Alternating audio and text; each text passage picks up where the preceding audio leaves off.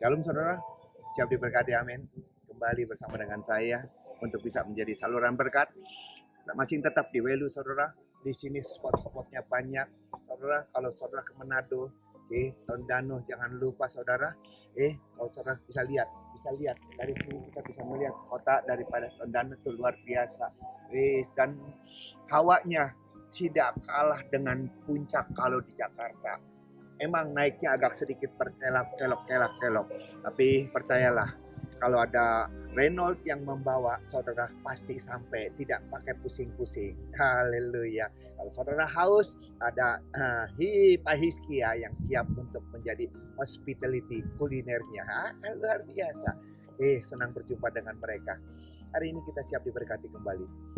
Sebelumnya kita masuk, kita tundukkan kepala, kita berdoa. Terima kasih Bapak, kembali kesempatan tempat yang indah ini untuk kami boleh menikmati firman-Mu yang luar biasa.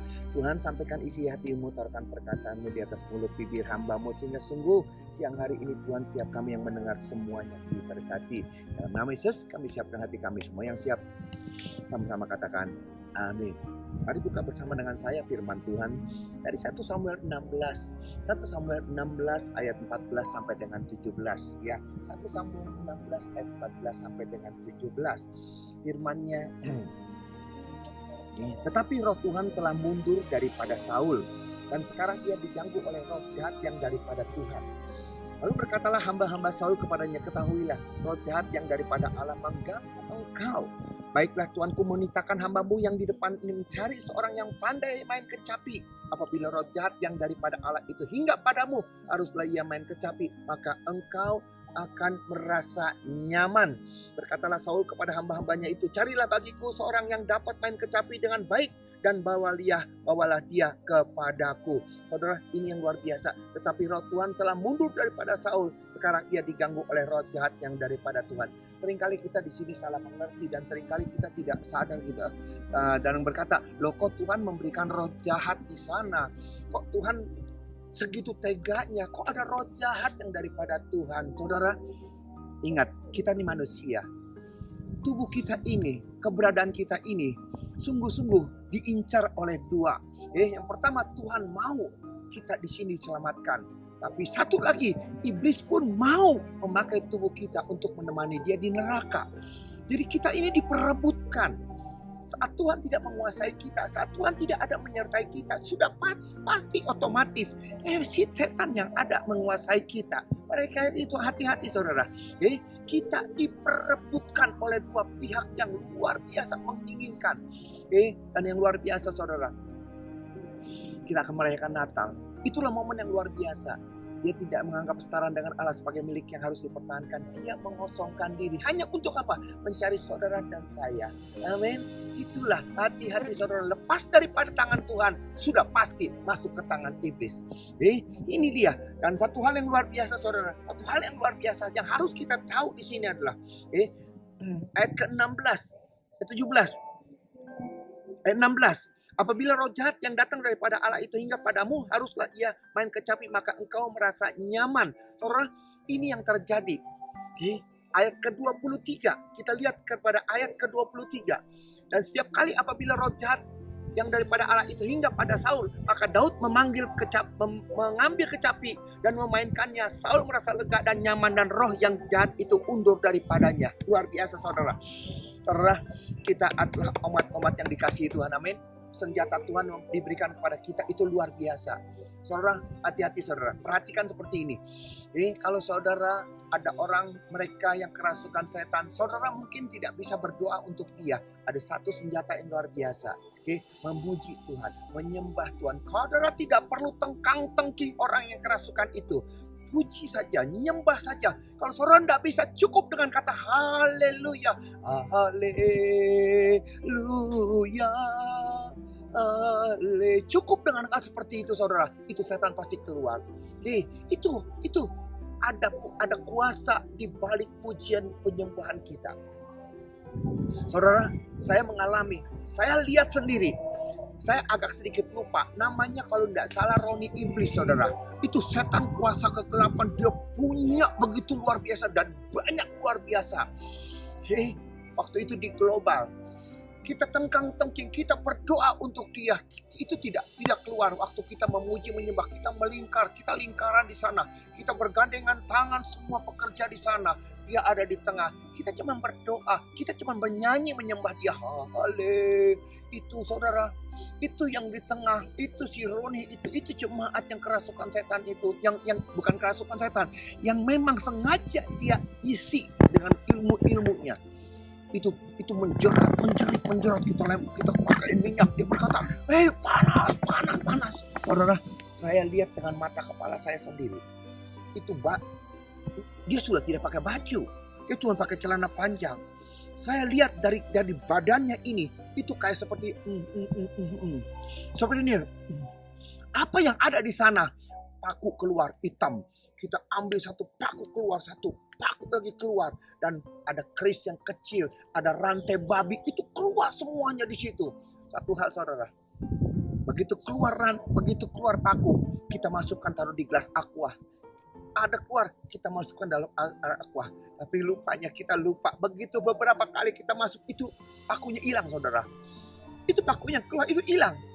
Langsung kita pakai minyak urapan, kita doakan. Semuanya yang ada yang masuk mulai saat itu tetap ada di sana. Luar biasa minyak urapan saudara. Luar biasa kuasa puji-pujian. Dia berdoa, dia menjerit. Dia menjerit. Itu panas, itu luar biasa. Itu saudara, puluhan paku. Rantai babi, keris. Banyak macam lagi lah. Saya udah lupa itu saudara. Itu yang terjadi. Dan dia nginep di tempat pekerja. Dia nginep di rumahnya pekerja. Pekerja itu punya suami, pekerja itu punya istri, punya anak. Dan dia berkata, wah, aku takut banget nih. Kalau dia datang, anakku gimana? Istriku gimana? Makanya saudara, waktu dia pergi masuk ke kamar, itu mobil diurapi pakai minyak. Tidak dibasahi, cuman tangannya agak basah. Dia cuman begini aja. Dia berdoa dalam nama Tuhan Yesus, Tuhan, tidak ada rasa kuasa apa dalam diri dia. Itu yang terjadi. Karena buat kita, basah tidak. Tapi dia melakukan seperti itu. Saat mau datang untuk konseling, untuk dilepaskan saudara, begitu dia masuk, duduk begitu langsung loncat. Dia berkata, ini kursi kenapa jadi panas? Kenapa jadi ada api di sini? Itulah saudara. Itu saudara.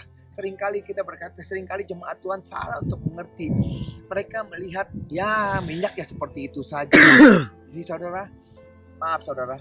Selama kita tidak pernah diisi dengan kuasa kegelapan, selama kita tidak pernah main okultisme, kira itu minyak tidak ada dampak apa-apa, karena itu minyak bukan buat kita. Minyak itu diperuntukkan untuk setan, kuasa kegelapan gitu loh. Jadi jangan sampai saudara, Pak kenapa ya Pak, orang kok didoakan, mereka didoakan manifestasi, jerit-jerit, jalan-telentang, jatuh begitu. Kenapa saya didoakan kok diam-diam tidak ada manifestasi? Saya berkata, kamu tidak pernah main okultisme, kamu tidak pernah main-main dengan setan. Kenapa kamu manifestasinya seperti orang yang kesetanan? Memangnya enak kalau orang keteriak, anak gadis teriak jerit-jerit, meliuk-meliuk di lantai. Itu kan sangat memalukan. Orang sampai muntah-muntah, itu kan hal-hal yang tidak menyenangkan. Kenapa kau ingin yang seperti itu? Kalau saudara mau didoakan jatuh, itu request aja sama saya.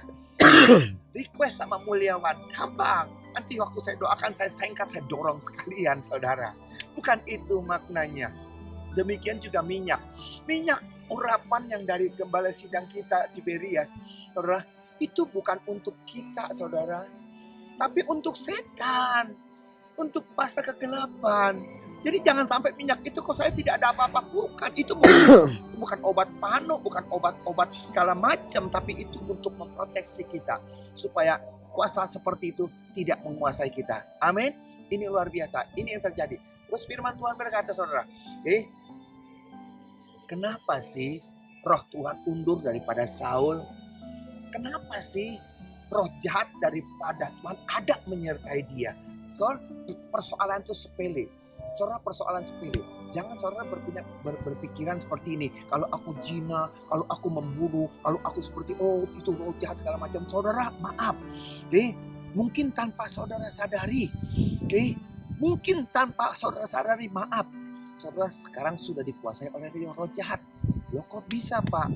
Saya sudah terima dia sebagai Tuhan dan Juru Selamat. Iya, tapi tanpa saudara sadari, saudara mengundang dia dan itu roh jahat ada menguasai saudara. Kita lihat saudara.